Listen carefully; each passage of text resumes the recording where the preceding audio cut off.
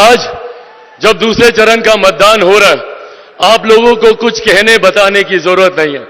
आप सबने मन बना लिया है और जनता आज की तारीख में हम नेताओं से कई आगे है।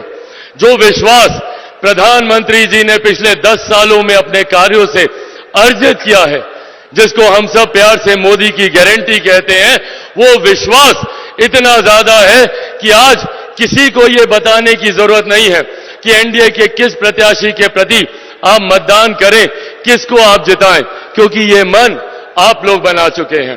कारण है इसके पीछे, कारण है जिस तरीके से हमारे प्रधानमंत्री जी ने एक के बाद एक देश में गरीब कल्याण की योजना लेकर आए, जिसने भारत की न सिर्फ अर्थव्यवस्था को मजबूत करने का काम किया, बल्कि बुनियादी जरूरतों तक, महिलाओं के शौचालय तक की चिंता प्रधानमंत्री जी ने करने का काम किया।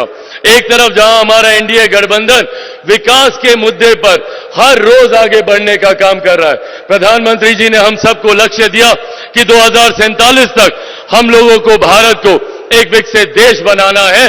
भारत विकसित देश तब बनेगा जब भारत का हर राज्य विकसित बनेगा, जब हमारा हर एक जिला विकसित बनेगा, हमारा हर एक प्रखंड विकसित बनेगा, हमारी हर एक पंचायत, हमारा हर एक गांव विकसित बनेगा। यह लक्ष्य प्रधानमंत्री जी का 2047 तक का है। पर ठीक इसके विपरीत विपक्षी दलों का जो गठबंधन है, वो भ्रम फैलाने का प्रयास करता है, संविधान को लेकर, आरक्षण को लेकर, लोकतंत्र की हत्या को लेकर। ये एक ऐसा विपक्ष है जो पूर्णतः मुद्दाहीन है।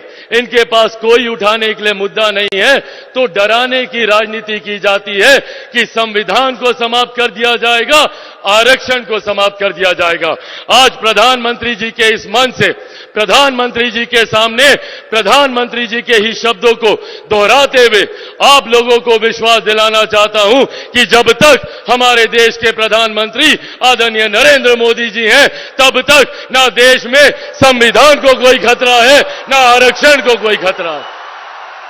और आज इस मन से मैं मेरे नेता, मेरे पिता आदरणीय रामविलास पासवान जी के संघर्षों की कसम खाकर आप लोगों को विश्वास दिलाता हूं कि जब तक चिराग पासवान जीवित हैं, ना आरक्षण पर, ना संविधान पर कभी कोई खतरा था, ना भविष्य में कभी कोई खतरा आएगा। ये वादा आप लोगों से करके जाता हूं। पर साथियों, ये समझने की जरूरत हम लोगों को भी है। ये वो लोग हैं जो लोकतंत्र की हत्या की बात करते हैं, जिन्होंने सन 75 में आपातकाल लागू कर सही मायनों में लोकतंत्र की हत्या करने का काम किया था। आज ये लोग हम लोग को लोकतंत्र की दुहाई देने का काम करते हैं। हकीकत है, जिन्होंने अपनी अपनी व्यक्तिगत महत्वाकांक्षाओं के लिए अपने सिद्धांतों से समझौता किया, ये जयप्रकाश नारायण जी की धरती है। बिहार उनके सिद्धांतों पे चलने वाला प्रदेश है। उस वक्त की पीढ़ी ने एकजुट होकर, एकत्रित होकर जयप्रकाश जी का समर्थन करने का काम किया। और कई उनके अनुयायी हैं जो अपने आप को उनका अनुयायी बताते नहीं सकते, पर आज उसी कांग्रेस की गोद में बैठे हुए हैं जिसके लिए जयप्रकाश जी ने कांग्रेस को सत्ता से बाहर उखाड़ फेंकने के लिए संपूर्ण क्रांति का नारा देने का काम किया था। आज ये लोग उन्हीं के साथ मिलकर गठबंधन में बैठे हैं। साथियों, अब ये हम लोग को चुनना है। क्या हम लोग को गाली देने वाली सरकार को चुनना है या आपको सम्मान देने वाली सरकार को?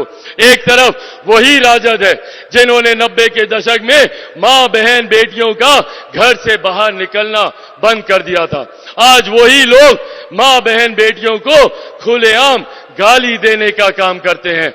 ऐसे में अब ये जिम्मेदारी हम लोगों की है कि एक तरफ प्रधानमंत्री हैं जिन्होंने महिलाओं के सम्मान की रक्षा के लिए उनको शौचालय बनाकर दिए, जहां पर बुजुर्गों के सम्मान की रक्षा के लिए आयुष्मान योजना का निर्माण किया, तो वहीं दूसरी तरफ ये लोग हैं जो दिन दहाड़े मां, बहन, बेटियों को गाली देने का काम करते हैं, उनको अपमानित करने का काम करते हैं।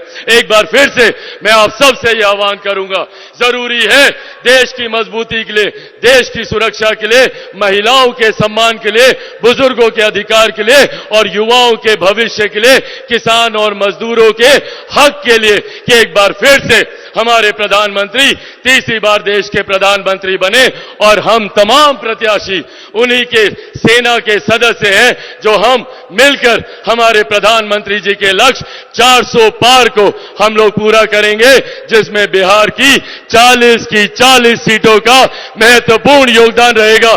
सब लोग तैयार है ना? एक बार दोनों हाथ उठाकर जोरदार ताली से हमारे प्रधानमंत्री जी को अपना विश्वास दें। जोरदार ताली बजाकर।